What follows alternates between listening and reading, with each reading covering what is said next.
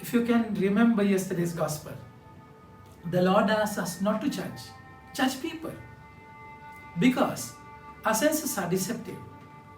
What we perceive, what we understand with our eyes, feeling, touch, taste, and understanding, a mind also can be really deceptive. So today, we go a step further. This is not regarding judging people, but then judging your decisions. That judging things externally, in choosing your path. My dear friends, we have to be really careful, because from our eyes, if you can remember, Eve fell for the fruit which is eye-catching, tasty, and mind-provoking. You read Genesis chapter 3 and see. These are all the feed, all the data was fed by the senses, isn't it? There's no word about the spirit. So what you perceive from your senses is not exactly the truth. You have to have the sense of the Spirit.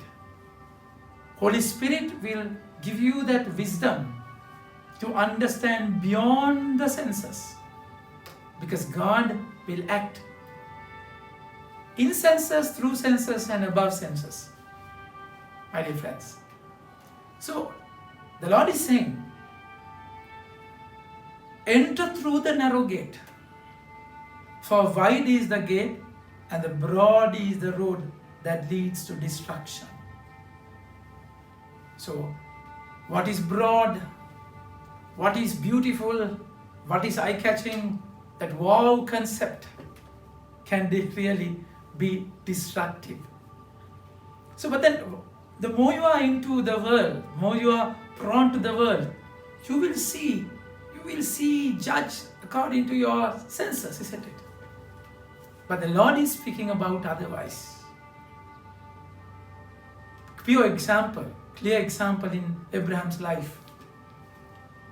See the word. Now Abraham was very rich in flocks, silver and gold. Lot, who went with Abraham, also had flocks, cattle and tents. The land was not sufficient to allow them to stay together, for their possessions were too great and them to live together. So there arises a problem. Problems are part of life, isn't it? So there is scarcity of land, property. And there were disputes among the shepherds. And remember, when Abraham was asked to, when Abraham being the eldest, had a lot of authority, yet Abraham asked Lot to choose the land. And he chose the land with his senses. The land was very prosperous. See, Lot looked up and saw the whole valley of the Jordan, how well it was watered. Before Yahweh destroyed Sodom and Gomorrah, this was like one of Yahweh's gardens, like the country of Egypt on coming to Zoar. So he saw it's beautiful, prosperous, and he chose that land. And that land only God destroyed because the word says the broad road will lead to destruction. Because it's easy way of life, isn't it? Sodom and Gomorrah was completely destroyed with fire from above. My dear friends, it's an invitation today. So what is easy? What is cushy? That wow thing will lead to destruction. And the word says, do not give what is holy to the dogs, or throw your pearls before pigs. They might trample on them. So there is a problem. That problem crop up. The land was not enough. So the Lord is asking, don't throw your pearls before dogs and pigs, swine. What is precious? My dear friends, what is precious before God? What you should deal with God? what you should share with him, cherish with him, should not throw lavishly before people. Not every Tom, Dick and Harry should know your secret. It's a pearl. Everyone does not know the value of it. The dogs, the pigs will trample it. Not only that, if you begin to share your secret with others, what is precious before God, so maybe your brokenness, maybe your weakness, because it's a strength before God, isn't it? Maybe your struggle, that is a pearl before God, because God value your struggle.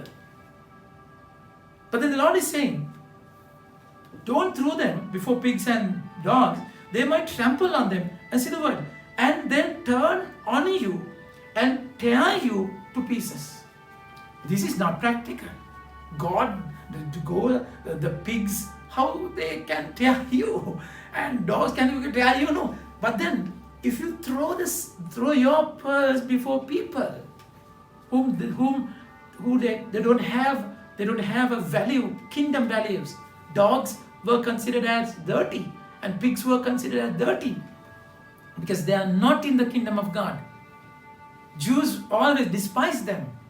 So if you throw them to the people who does not belong to the kingdom, those who don't belong, those who don't value the kingdom values, they will definitely attack you. And it's beautiful. Deal your struggle with the Lord. Deal your struggle with the Lord. And the word says, so do others whatever you would that others do to you. There you have the law and the prophets. So Abraham, it's a very, very kind character.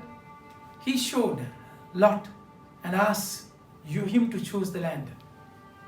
That's exactly what Abraham wanted, isn't it?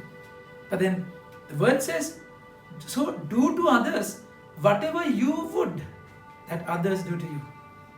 It's exactly the way the Lord is asking you through. It's a difficult step, my dear friends. Always we grab what we want first, because we are so insecure and we are so greedy towards that.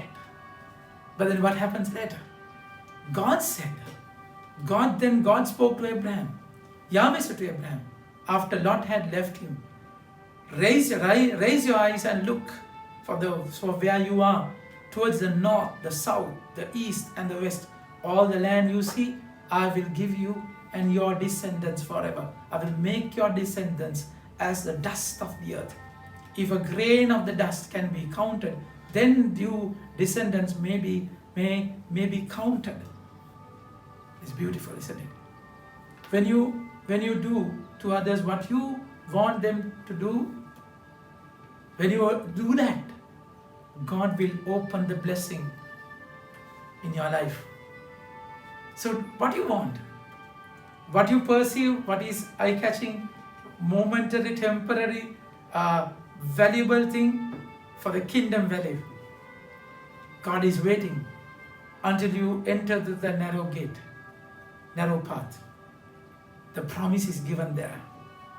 The life is given there. You will have life in that narrow path. But then what is broad is very, very easy way of life. But then it will lead you to destruction.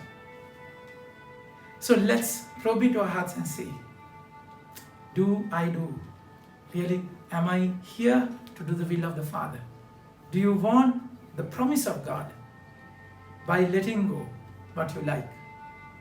And He will open the door for you. Think about it and have a nice day. May God bless you.